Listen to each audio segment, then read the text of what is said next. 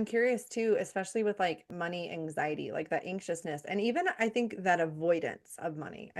When I think of anxious about money, it's not just I'm feeling anxious when I'm thinking about money. It's I'm going to avoid thinking about it altogether.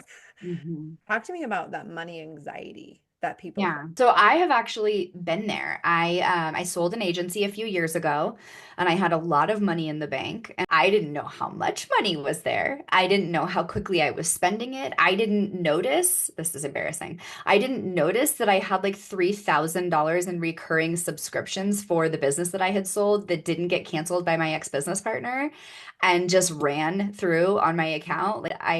I hope I'm never a level of rich that I don't mourn $3,000 being wasted on software that I didn't use. Like Yeah. that was a total waste of resources. So while I was in avoidance, despite having more than enough resources to cover my lifestyle, I had more anxiety than when I was in college and I was living paycheck to paycheck, but I accounted for every penny, which is fascinating, right? To have a Yeah.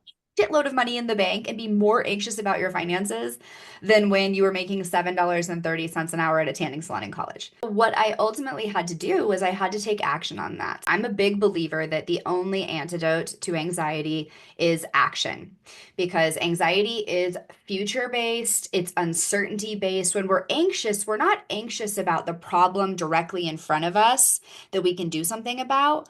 We're anxious about the unexpected. We're anxious about the potential future scenario that may or may not happen. We're anxious about the things that are cloudy or obscured from us that we don't quite have a handle on, right? That's what gives us anxiety.